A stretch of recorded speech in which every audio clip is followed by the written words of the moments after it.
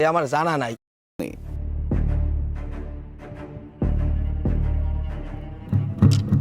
সকলকে অনুরোধ করছি, সকলে নিরাপদ দূরত্বে চলে যান।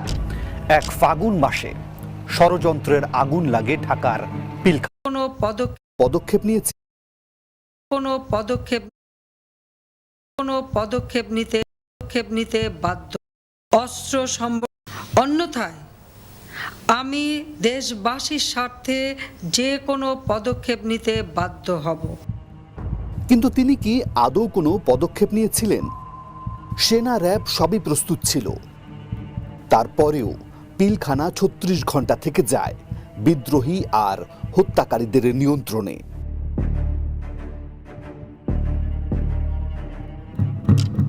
সকলকে অনুরোধ করছি, সকলে নিরাপদ দূরত্বে চলে যান। এক ফাগুন মাসে ষড়যন্ত্রের আগুন লাগে ঢাকার পিলখানায়।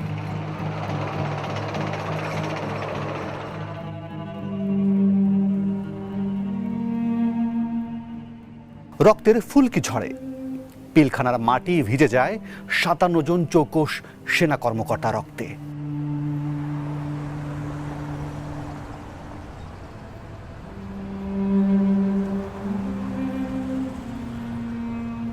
বলা হয়েছিল এটা নিছকই তৎকালীন বিডিআর জওয়ানদের ক্ষোভের বহিঃপ্রকাশ।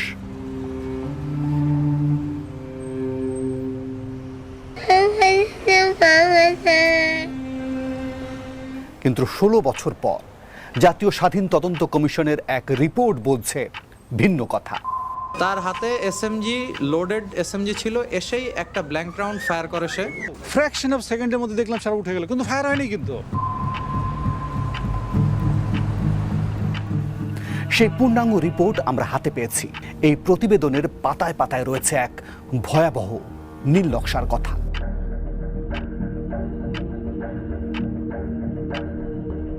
যেখানে সরাসরি দায়ী করা হয়েছে এমন একজনকে যিনি ছিলেন তৎকালীন রাষ্ট্র ক্ষমতার চূড়ান্ত ব্যক্তি, তিনি শেখ হাসিনা।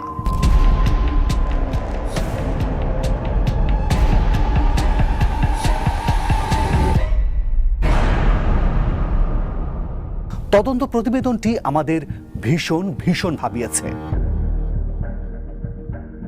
এতে যেমন চমকে ওঠার মতো তথ্য আছে, আছে নানান প্রশ্ন।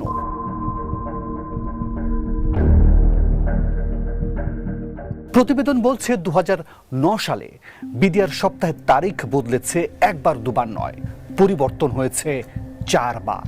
হতেই পারে, কিন্তু ৪ বার পরিবর্তনের পর ২৩ থেকে ২৭ ফেব্রুয়ারি বিডিআর সপ্তাহের যে তারিখ চূড়ান্ত হয় সেটিও স্বাভাবিক ছিল না। কারণ এই তারিখ নির্ধারণ ও নির্ধারণের আগে বিদ্রোহী আর হত্যাকারীরা বেশ কয়েকবার গোপন বৈঠক করে, যার একটি গুরুত্বপূর্ণ বৈঠক হয় শেখ হাসিনার ফুফাতো ভাই শেখ সেলিমের বাসায়। ৫ আগস্টের পর শেখ সেলিমের বনানীর এই বাড়ি এখন পরিত্যক্ত। তদন্ত কমিশনের প্রতিবেদন বলছে বিডিআর হত্যাকাণ্ডের মাত্র ১২ দিন আগে, অর্থাৎ ২০০৯ সালের ১৩ ফেব্রুয়ারি শেখ সেলিমের এই বাড়িতেই বসে এক গোপন বৈঠক। সেখানে ছিলেন সিপাহী সেলিম, মঈনুদ্দিন, ল্যান্স নায়েক শাহাবুদ্দিন, হাবিলদার মনির, ডিএডি হাবিব, জলিল সহ ২০ থেকে ২২ জন বিডিআর সদস্য। ছিলেন ব্যারিস্টার ফজলিনুর তাপস আর জাহাঙ্গীর কবির নানকও। রিপোর্টের ১১ থেকে ১৪ পৃষ্ঠায় ঘটনার আগে আওয়ামী লীগ নেতাদের সাথে বিডিআর সদস্যদের যোগাযোগ অংশে বেশ কিছু তথ্যের মাঝে প্রথমবারের মতো উঠে আসে এক গ্রিন সিগন্যালের কথা। শেখ সেলিমের বক্তব্য অনুযায়ী যে সিগন্যালটি আসবে তৎকালীন প্রধানমন্ত্রী শেখ হাসিনার কাছ থেকে। কয়েদি সাক্ষীর ১৬৪ ধারার জবানবন্দি অনুযায়ী ডাল ভাত কর্মসূচির দুর্নীতি, ১০০% রেশন সহ নানান অসন্তোষের কথা মঈনুদ্দিন শেখ সেলিমকে জানান। জবাবে শেখ সেলিম সবকিছু প্রধানমন্ত্রীকে জানাবেন এবং সিগন্যালের জন্য অপেক্ষা করতে বলেন। এমনকি তিনি অফিসারদের জিম্মি করতে ও এরপর কি কি করতে হবে সেই নির্দেশনা দেবেন বলে জানিয়েছিলেন। ঘটনার প্রকৃতি ও স্বরূপ উদ্ঘাটনে কমিশনের বিশ্লেষণ ও মতামত অংশে বলা হয় 22 ও 23 ফেব্রুয়ারি অর্থাৎ হত্যাকাণ্ডের দুদিন আগে শেখ সেলিম সিপাহী মঈনকে নিশ্চিত করেন প্রধানমন্ত্রীর সিগন্যাল পাওয়া গেছে। তবে তদন্ত প্রতিবেদনে শেখ সেলিমের বাসায় বৈঠকের তারিখে ভিন্নতা দেখা যায়। সম্ভবত একাধিক বৈঠকের কারণেও এটা হতে পারে। রিপোর্টে হত্যাকাণ্ডে সহায়তাকারী অংশে সরাসরি বলা হয়, সাক্ষ্যমতে শেখ হাসিনার গ্রিন সিগন্যাল পাওয়ার পরেই শুরু হয় হত্যার পরিকল্পনা বাস্তবায়ন। আর তথাকথিত বিদ্রোহ শুরু হওয়ার পরপরই শেখ হাসিনা সেটা জানতে পারেন। 21 থেকে 23 পৃষ্ঠার তথ্যে দেখা যায় বিডিআরের ডিজি অফিসারদের বাঁচার আকুতি জানিয়ে শেখ হাসিনার সাথে মোবাইল টেলিফোনে কথাও বলেন। মাননীয় প্রধানমন্ত্রী, আসসালামু আলাইকুম। এখানে বিডিআরে বিদ্রোহ হয়েছে, আমি আছি দরবার হলে, আমার অফিসারদের সহ আমাদেরকে ঘেরাও করে গুলি করছে ওরা। আমাদের অস্ত্র নাই, এই জন্য আমরা জবাব দিতে পারছি না। অলরেডি র্যাব মুভ করছে, সেনাবাহিনীও মুভ করবে। আপনি যত দ্রুত পাঠাবেন তত তাড়াতাড়ি পরিস্থিতি আমরা সামাল দিতে পারব। ঘড়ির কাঁটায় তখন সময় আনুমানিক সকাল 9:48।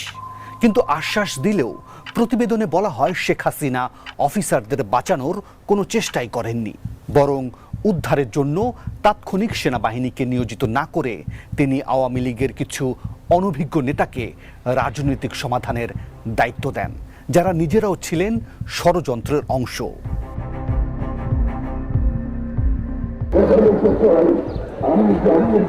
জওয়ানদের সাথে কথা বলতে পিলখানায় পাঠানো হয় প্রতিমন্ত্রী জাহাঙ্গীর কবির নানক ও হুইপ মির্জা আজমকে।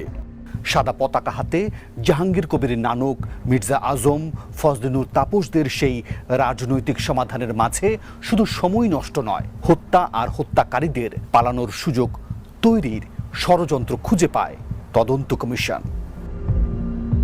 এমনকি ভিডিও ফুটেজে শেখ ফজলুর তাপসকে বিদ্রোহীদের সাথে কোলাকুলি করতেও দেখা যায়। তাদের দাবি 25 ফেব্রুয়ারি দুপুর 12:30টার দিকে এমন রাজনৈতিক সমাধান খোঁজার আগেই সকাল 10:30টার মধ্যেই ঘটে যায় বিডিআরের ডিজি শাকিল সহ 7 থেকে 8 জন অফিসারের হত্যাকাণ্ড।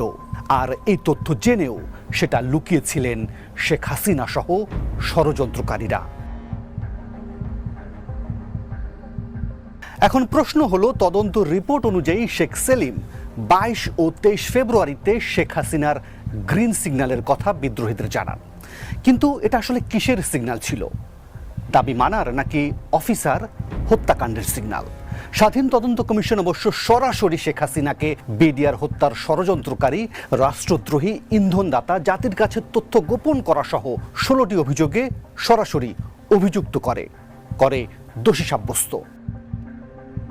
কিন্তু শেখ হাসিনা, শেখ সেলিম, ফজলুর তাপস, জাহাঙ্গীর কবির নানক, মির্জা আজম, কামরুল ইসলাম, ওয়ারাসেত হোসেন বেলাল, মাহবুবারা গিনি, সোহেল তাজ, তারেক সিদ্দিক, ফারুক খান, মেহের আফরোজ চুমকি, তোরাব আলী কিংবা তার পুত্র লেদার লিটন, যেসব অভিযুক্ত আওয়ামী লীগ নেতাদের নাম তদন্তে ঘুরে ফিরে এসেছে, তাদের বক্তব্য ছাড়া এ প্রতিবেদনের নিরপেক্ষতা নিয়ে খুব সহজেই প্রশ্ন উঠবে।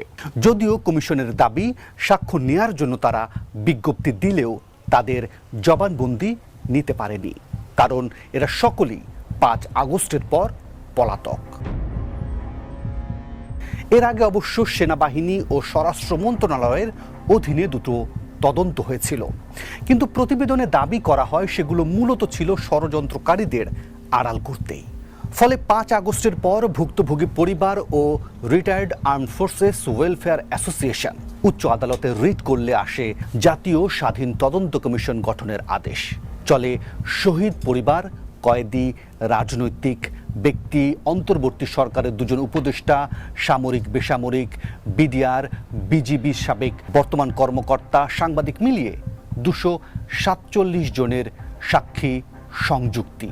7 সদস্যের কমিশন বিভিন্ন সংস্থার ফাইল, প্রতিবেদনের উপর চালায় খুঁটিনাটি বিশ্লেষণ।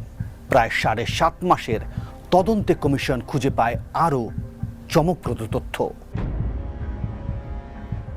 কেন এক গুরুত্বপূর্ণ সময়ে 3 বাহিনীর প্রধানকে যমুনায় ডেকে বসিয়ে রাখেন শেখ হাসিনা? কিভাবে গণমাধ্যম হয়ে পড়ে ষড়যন্ত্রের অংশ?